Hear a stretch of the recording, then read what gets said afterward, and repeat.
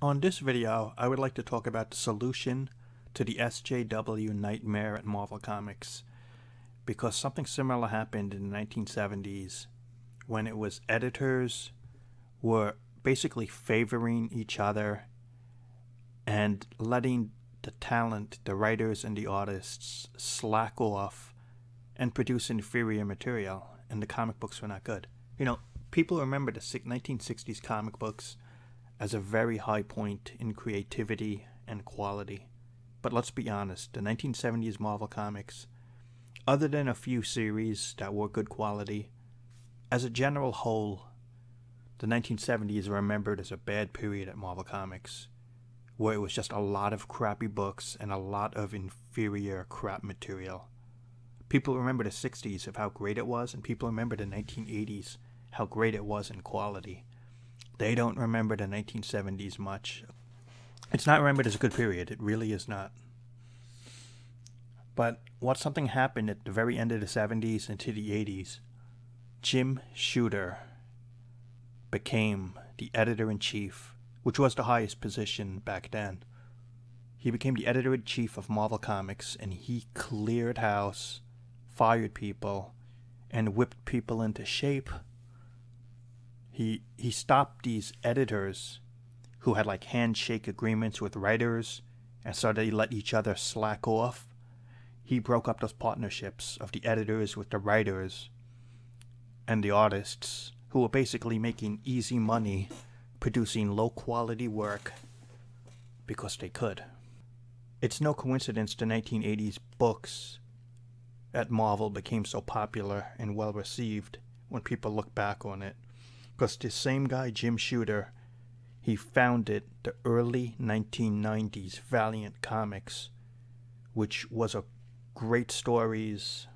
And the early 1990s Valiant was a hot property. Guess who made that? Jim Shooter, the same guy who made the 1980s popular.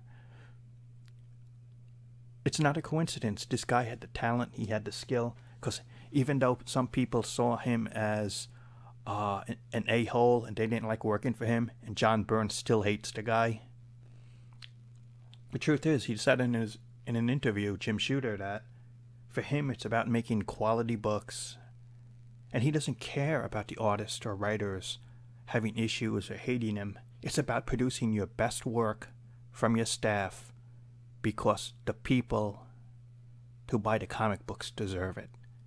And he's right.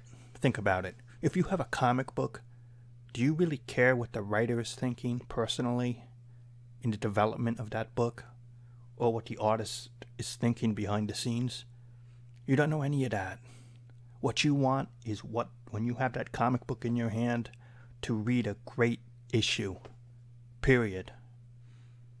Behind the scenes stuff is not your responsibility as the reader. Behind the scenes drama is not anything you need to know about. What you need to know is if you're paying your money to buy a comic book, that comic book kicks ass. That's what you need. And that's what Jim Shooter brought to the staff. He made these people produce their best work. The 80s comic books, you think that was a coincidence he was editor-in-chief and the quality was great? A lot of those people were still there in the 1970s.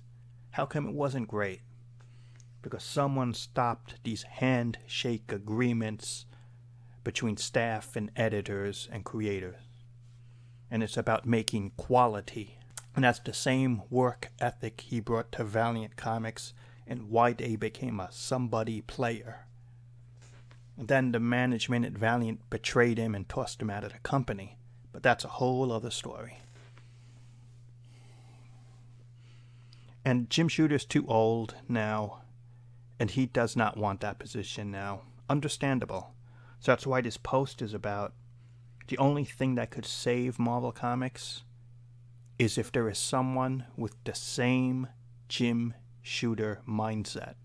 Again, not him, but if there is someone who's young enough, who has the passion for Marvel Comics, and can whip the staff into shape.